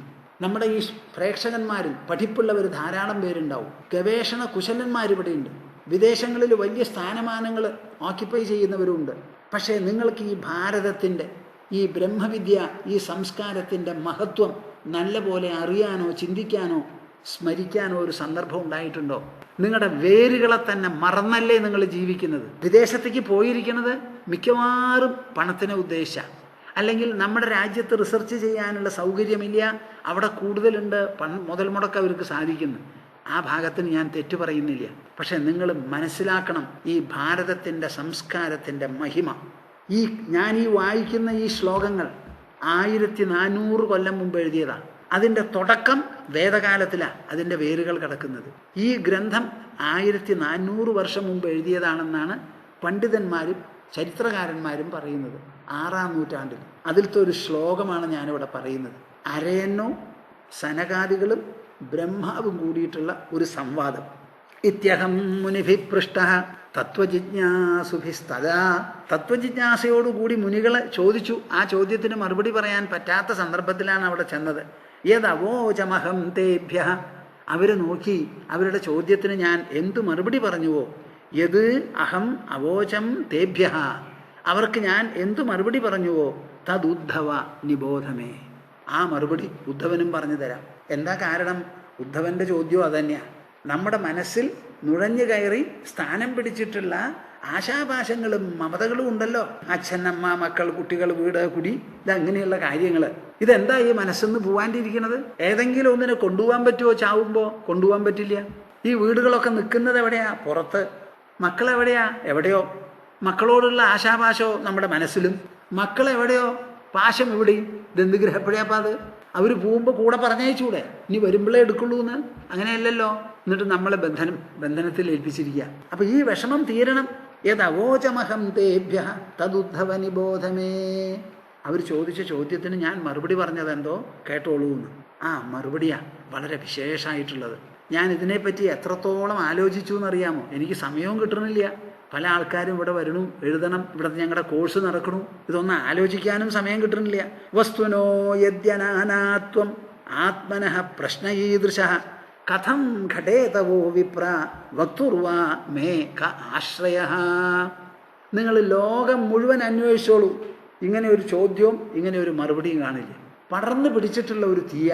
അതിൻ്റെ എവിടെ ഏത് പൊരിയെടുത്താലും അതിലെ ചൂടും പ്രകാശവും ഉണ്ടാവും. അതുപോലെ നമ്മുടെ ഈ ശാസ്ത്രങ്ങളിൽ നിങ്ങൾ എവിടെ വേണമെങ്കിൽ ചോദ്യവും ഉത്തരവും എടുത്തോളൂ, അതിലൊക്കെ ഈ ബ്രഹ്മം, ഈശ്വരൻ, വിദ്യ അതെവിടെയും കാണാം. കൃഷ്ണന്റെ ഉദ്ദേശം എന്താ? അവരുടെ സംശയം തീർക്കണം, അവരെ തത്വവിചാര വ്യഗ്രരാക്കി തീർക്കണം. അവർക്ക് ഉണർവ് വേണ്ടത് ബുദ്ധിയിലാണ്. ബുദ്ധിയാണ് നമുക്ക് വിജ്ഞാനം ഉണ്ടാക്കി തരുന്നത്. മനസ്സ് വികാരഭരിതമാണ്. ഇന്ദ്രിയങ്ങൾക്ക് ബാഹ്യവസ്തുക്കളെ ഗ്രഹിക്കാനേ പറ്റുള്ളൂ. അതിൻ്റെ ഒരു പതിപ്പ് മനസ്സിൽ ഉണ്ടാക്കാൻ പറ്റും. ഇന്ദ്രിയങ്ങൾക്ക് വേറെ അറിവില്ല. ഒരു നിറം കണ്ടാൽ ആ നിറത്തിനെ മനസ്സിൽ പതിപ്പിക്കാൻ കണ്ണ് സഹായിക്കും. ഒരു ശബ്ദം കേട്ടാൽ അത് ഉള്ളിൽ പതിപ്പിക്കാൻ ചെവി സഹായിക്കും. വേറെ എന്താ ഇന്ദ്രിയങ്ങൾക്ക് സാധിക്കുക? ഒന്നും സാധിക്കില്ല. നാവിന് എന്ത് ചെയ്യാൻ പറ്റും? കുറെ തിന്നാം, കുറെ സംസാരിക്കാം. ഉള്ള ശക്തി മുഴുവൻ കിടക്കുന്നത് എവിടെയാ? മനസ്സിലാണ്. അതാണ് ഇന്ദ്രിയങ്ങളെ പ്രവർത്തിപ്പിക്കുന്നത്. എന്നാൽ മനസ്സിന് അറിവുണ്ടോ? ഇല്ല. അറിവ് എവിടെ നിന്ന് കിട്ടണം? ബുദ്ധിയിൽ നിന്ന് കിട്ടണം. അപ്പം ആ ബുദ്ധിയിലാണ് ഇത് മുഴുവൻ കിടക്കണത് എന്ന്. അപ്പോൾ ഇവരെ തത്വവിചാര നിരതരാക്കി അവർ ചോദിച്ച ചോദ്യത്തിന് മറുപടി ഉണ്ടാക്കി കൊടുക്കണം എന്ന് വിചാരിച്ച് അവരുടെ ഉദ്ദേശം മുഴുവനും മനസ്സിലാക്കിയിട്ടാണ് ഈ അരയന്നം മറുപടി പറയുന്നത്. വസ്തുനോ യദ്യനാനാത്വം ആത്മനഃ പ്രശ്നഈദൃശഃ കഥം ഘടേതവോ വിപ്ര വക്തുർവാ മേ ക ആശ്രയഃ. നിങ്ങൾ ഈ ചോദിച്ച ചോദ്യം എങ്ങനെയാ പൊരുത്തപ്പെടുക?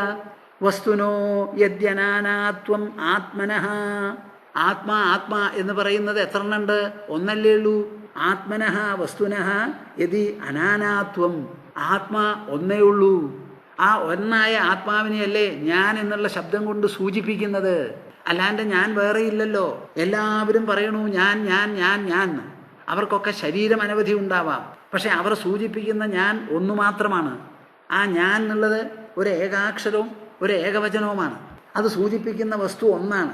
അതിന് നാനാത്വം ഇല്ലാതിരിക്കെ പ്രശ്ന ഈദൃശഃ കഥം ഘടേത. അപ്പം എന്നോട് എന്താന്ന് ചോദിക്കാനുള്ളത് നിങ്ങൾക്ക്? ഞാൻ ആരാ? ആത്മാവ്. നിങ്ങൾ ആരാ? ആത്മാവ്.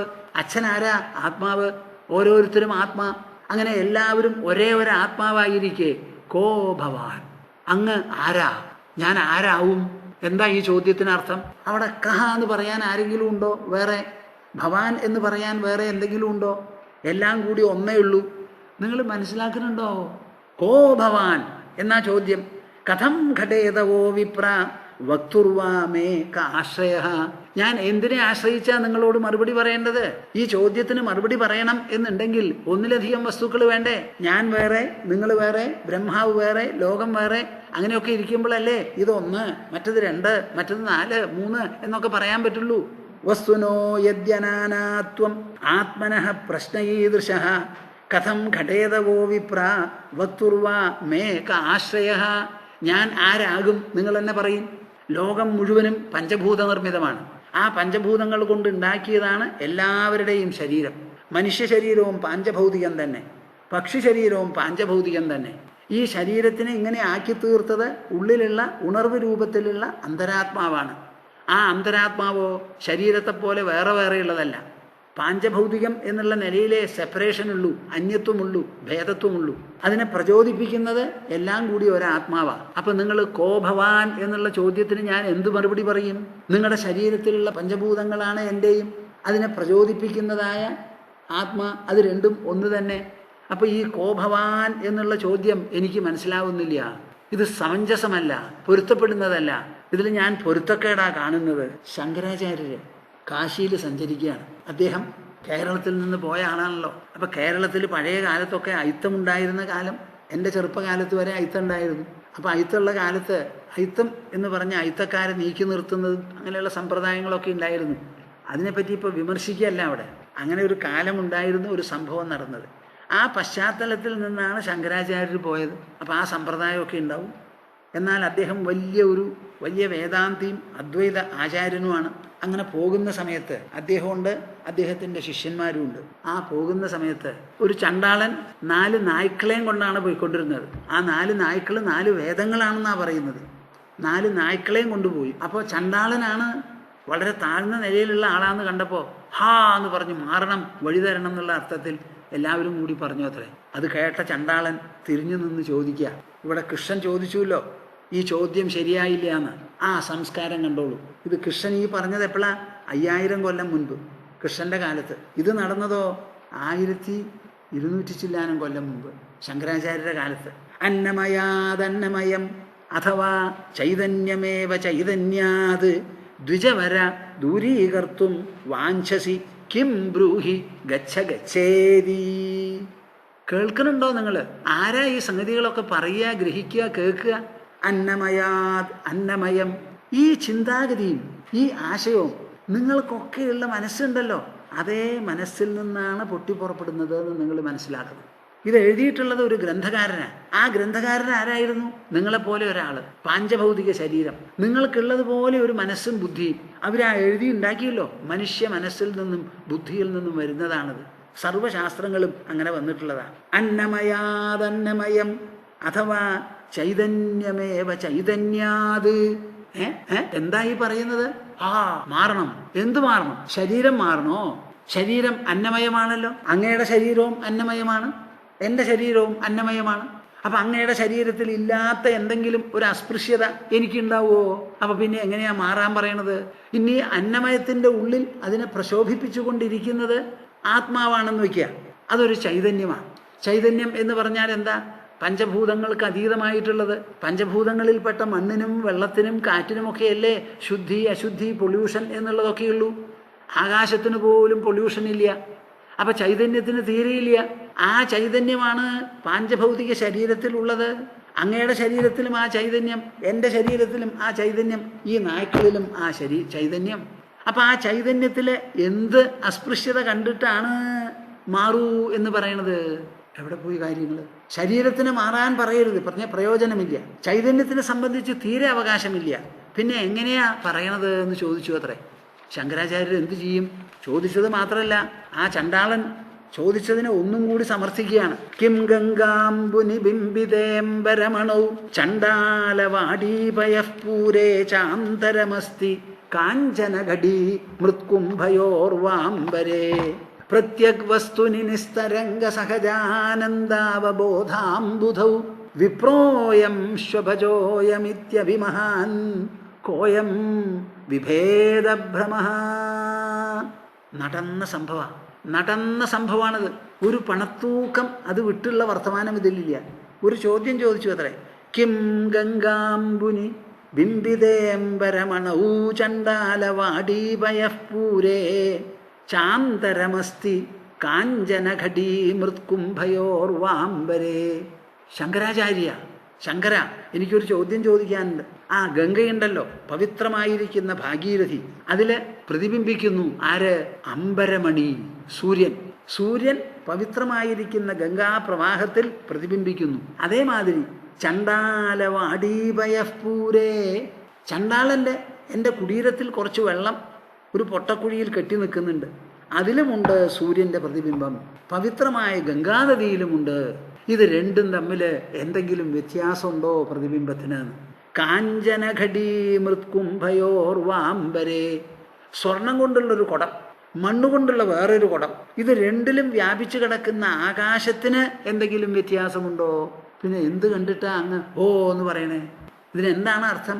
പ്രത്യഗ് വസ്തുനി നിസ്തരംഗ സഹജാനന്ദാവബോധാംബുധൗ. എത്ര നന്നായിട്ടുണ്ടെന്നറിയോ? പ്രത്യഗ് വസ്തുനി നിസ്തരംഗ സഹജാനന്ദാവബോധാംബുധൗ. വാസ്തവത്തിൽ അങ്ങ് പറഞ്ഞു നടക്കുന്നത് എന്താ? ഈ ലോകം മുഴുവനും പരബ്രഹ്മമാണ്, സൃഷ്ടി മുഴുവനും മായാമയമാണ്, മനോമയമാണ്. ഇവിടെ ദ്വിതീയ വസ്തുവില്ല, അദ്വിതീയം മാത്രമേ ഉള്ളൂ. ആ അദ്വിതീയമാകട്ടെ പരബ്രഹ്മമാണ്, പഞ്ചഭൂതങ്ങൾക്ക് അതീതമാണത്, ചേതനാമയമാണ്, ചൈതന്യമാണ്, ശുദ്ധ നിർമ്മലമാണ്. അങ്ങനെ ഒന്നാണ് സർവവ്യാപകമായി പരിലസിക്കുന്നത് എന്ന് പറയുന്നു. പ്രത്യഗ് വസ്തുനി, അന്തരാത്മാവുണ്ടല്ലോ, നിസ്തരംഗ സഹജാനന്ദാവബോധാംബുധൗ. ഒരു സമുദ്രത്തിൽ തരംഗങ്ങളുണ്ട്. എന്താ തരംഗങ്ങൾക്ക് കാരണം? വെള്ളം സർവവ്യാപിയല്ല. ഇങ്ങനെ നിറഞ്ഞു കിടക്കുന്ന വെള്ളം കാറ്റിലേക്കാണ് ഓരോ തരംഗവും ഉയരുന്നത്. കാറ്റായതുകൊണ്ട് ആ കാറ്റിനെ തള്ളിക്കൊണ്ട് അല മുകളിലേക്ക് വരണു. ഈ പരബ്രഹ്മം ഇല്ലാത്തൊരു സ്ഥലമില്ല. അത് നിറഞ്ഞിരിക്കുന്ന ഒരു സമുദ്രമാണ്. ആ നിറഞ്ഞിരിക്കുന്ന സമുദ്രത്തിൽ ഒരല, രണ്ടല, മൂന്നല എന്ന് പറയാൻ സാധ്യമല്ല. നിങ്ങൾക്ക് ഗ്രഹിക്കാൻ പറ്റുന്നുണ്ടോ ഞാൻ ഈ പറയുന്നത്? ഒരു വലിയ പാത്രം, ആ പാത്രത്തിൽ വെള്ളം നിറച്ചു, ഒരു കാറ്റിൻ്റെ കുമിള പോലും ഇല്ലാതെ അത് അടച്ചു. അതിൻ്റെ ഉള്ളിലൊരു തരംഗം വരുമോ? വരില്ലല്ലോ. അപ്പൊ ലോകം മുഴുവനും നിറഞ്ഞിരിക്കുന്ന പരബ്രഹ്മത്തിൽ 1, 2, 3, 4 എന്ന് പറയാൻ തരംഗങ്ങൾ ഉണ്ടാവുമോ? ഉണ്ടാവില്ല. അപ്പൊ പിന്നെ ഇവിടെ ആരാണ് ശങ്കരൻ, ആരാണ് ചണ്ടാളൻ, ആരാണ് ഇവിടെ ശിഷ്യന്മാര്? വല്ലവരും ഉണ്ടോ? ബുദ്ധി കൊണ്ട് പറയൂ എന്നോടെന്നാ പറഞ്ഞ അങ്ങോട്ട്, ആലോചിച്ച് പറയൂന്ന്. പ്രത്യഗ് വസ്തുനി നിസ്തരംഗ സഹജാനന്ദാവബോധ ബുധൗ വിപ്രോയം ശ്വപജോയം. ഞാൻ വിപ്രനാണ്, താനോ ശ്വപജനാണ്. ഇതി മഹാൻ കോയം വിഭേദഭ്രമ. ഇങ്ങനെയുള്ള വിശ്വസിക്കാൻ പറ്റാത്ത ബൃഹത്തായിരിക്കുന്ന ഒരു ഭ്രമം അങ്ങക്ക് എങ്ങനെയാ വന്നുകൂടിയത്? അദ്വൈത തത്വം പ്രചരിപ്പിക്കുന്ന അതിമഹാനായിരിക്കുന്ന ഒരു മഹാപ്രഭുവാണ് അദ്ദേഹം. എന്നിട്ട് പറയണതോ, ഓ ഇതെങ്ങനെയാ ശരിയാവുക എന്ന് ചോദിച്ചു അത്രേ. നിങ്ങൾ ഈ പറയുന്നതും അരയന്നം പറഞ്ഞതും തമ്മിൽ എന്താ വ്യത്യാസം കാണുന്നത്? ഉടനെ ശങ്കരാചാര്യർക്ക് തൻ്റെ ഇടം വന്നു. അദ്ദേഹം ഉടനെ അവിടുന്ന് മനീഷാ പഞ്ചകം എന്ന് പറഞ്ഞൊരു സ്തോത്രം പറഞ്ഞ് സ്തുതിച്ച് നമസ്കരിച്ചു എന്നാ പറയുന്നത്. ചാണ്ടാലോസ്തു സതുദ്വിജോസ്തു ഗുരുരിത്യേഷ മനീഷാ മമ. സത്യം പറഞ്ഞ് മനസ്സിലാക്കി തരുന്ന ആള് ആരായാലും ശരി, ആ ആള് ചാണ്ടാളനായാലും ചാണ്ടാലോസ്തു സതുദ്വിജോസ്തു, ദ്വിജനാകട്ടെ, ഗുരുരിത്യേഷ മനീഷാ മമ, ആ ആളാണ് ഗുരു. ഇതാണ് എൻ്റെ കൺസിഡേർഡ് ഒപ്പീനിയൻ മനീഷ എന്ന് പറഞ്ഞൊരു മനീഷാ പഞ്ചകം രചിച്ചു. 5 ശ്ലോകങ്ങളാണ്. അപ്പം അത് പറയാൻ പുറപ്പെട്ടാൽ കുറച്ചും കൂടി സമയം വേണം, അതവിടെ നിൽക്കട്ടെ. കിം ഗംഗാംബുനി ബിംബിതേംബരമണൗ ചാണ്ടാലവാടീപയഃ പൂരേ ചാന്തരമസ്തി കാഞ്ചനഘടീ മൃത്കുംഭയോർവാംബരേ പ്രത്യഗ് വസ്തുനി നിസ്തരംഗ സഹജാനന്ദാവ ബോധാംബുധൗ വിപ്രോയം ശ്വപചോയമിത്യപി മഹാൻ കോയം വിഭേദഭ്രമഃ. പഞ്ചാത്മകേഷു ഭൂതേഷു സമാനേഷു ച വസ്തുതഃ കോ ഭവാൻ ഇതി വഃ പ്രശ്നോ വാചാരംഭോ ഹ്യനർത്ഥകഃ. പഞ്ചാത്മകേഷു ഭൂതേഷു, ഈ ലോകത്തിൽ ഉണ്ടായിട്ടുള്ള ഭൂതങ്ങളെല്ലാം തന്നെ പഞ്ചഭൂതങ്ങൾ കൊണ്ടുണ്ടായിട്ടുള്ളതാണ്, പഞ്ചാത്മകമാണ്. സമാനേഷു ച വസ്തുതഃ, എല്ലാ ഭൂതങ്ങളും കാഴ്ചയ്ക്ക് എങ്ങനെയാണെങ്കിലും ശരീരപ്രകൃതി എന്താണെങ്കിലും അംഗോപാംഗങ്ങൾ എങ്ങനെയായാലും ഉണ്ടായിട്ടുള്ളത് പഞ്ചഭൂതങ്ങളിൽ നിന്നാണ്. അങ്ങനെ സമാനമായിരിക്കെ പഞ്ചഭൂതങ്ങൾ എല്ലാറ്റിലും കോ ഭവാനിതി വഃ പ്രശ്നോ, അങ്ങ് ആരാണ് എന്ന് നിങ്ങൾ ചോദിച്ച ചോദ്യമുണ്ടല്ലോ, വാചാരംഭോ ഹ്യനർത്ഥകഃ.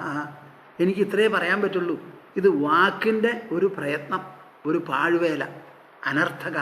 ഈ ചോദ്യം വളരെ അനർത്ഥം വരുത്തി തീർക്കുന്നതാണ്. കോ ഭവാൻ എന്നുള്ളൊരു ചോദ്യം, അതിനിവിടെ ഹരയന്നം മറുപടി പറയണത് എന്താ? അവരെ കൊണ്ട് ചിന്തിപ്പിക്കണം, അവരെ കൊണ്ട് കാര്യം മനസ്സിലാക്കിക്കണം. ബ്രഹ്മാവിനെ പോലും വട്ടം തിരിച്ചിട്ടുള്ള ഒരു ചോദ്യമാണ്. അപ്പം അതിനെ അവരെ കൊണ്ട് തന്നെ ചിന്തിപ്പിച്ചാലേ ഇതിന് മറുപടി വരുള്ളൂ.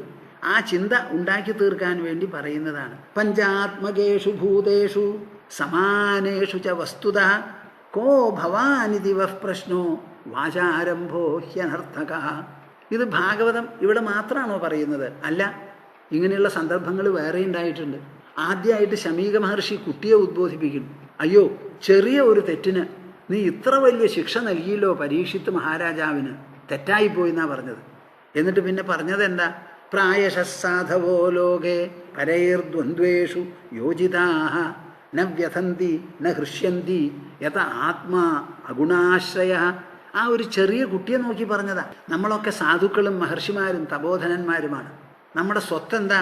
ഉള്ളാണ്, നമ്മുടെ മനസ്സാണ്. അതുകൊണ്ട് ബാക്കിയുള്ളവർ പല വിധത്തിലും ദ്വന്ദ്വങ്ങൾ നമ്മളിൽ അടിച്ചേൽപ്പിച്ചാലും നമ്മൾ ഒരിക്കലും സമനില തെറ്റരുത്. പ്രായശസാധവോ ലോകേ പരൈഹി ദ്വന്ദ്വേഷു യോജിതാഃ ന വ്യഥന്തി ന ഹൃഷ്യന്തി. നമുക്ക് ക്രമം വിട്ട് സന്തോഷവും ഉണ്ടാവരുത്, സന്താപവും വേദനയും തോന്നരുത്. എന്താ കാരണം? യഥ ആത്മാ അഗുണാശ്രയ. ശ്രദ്ധിക്കുന്നുണ്ടോ നിങ്ങൾ? നിങ്ങൾ ഇതേമാതിരി മക്കളെ പറഞ്ഞ് മനസ്സിലാക്കാൻ സാധിക്കുമോ? നിങ്ങൾ എന്ത് പറയും? നന്നായി, ബിസ്ക്കറ്റ് മേടിച്ചു കൊടുക്കും. അതല്ല അവിടെ വേണ്ടത്. ആ കുട്ടി ചെയ്തതിൽ തെറ്റ് കാണിച്ചു കൊടുക്കുക വേണ്ടത്. തെറ്റ് കാണിച്ചു കൊടുത്ത് പറയുകയാണ് യഥ ആത്മാ അഗുണാശ്രയ. നമുക്കൊക്കെ പ്രമാണം, നമ്മളുടെയൊക്കെ കേന്ദ്രീകരണം ആത്മാവിലാണ്. അത് അഗുണാശ്രയമാണ്. അതിന് ഒരു വിധത്തിലുള്ള ഒരു പാമ്പിനെ ശരീരത്തിൻ്റെ കഴുത്തിലിട്ടു. അതിനിപ്പോൾ എന്ത് വേണം? അദ്ദേഹം എടുത്തിട്ടു, ഞാനതിനെ മാറ്റിയിട്ടു, കഴിഞ്ഞില്ലേ ആ സംഭവം? അതിന് നിനക്കെന്താ ഇത്ര വലിയ വേദന? ഒരു ചെത്ത പാമ്പിനെ കൊണ്ടുവന്ന് ഇട്ടതിന് നീ ശപിച്ചതെന്താ? ജീവനുള്ള പാമ്പ് വന്ന് കടിച്ച് മരിക്കണമെന്നാണ്.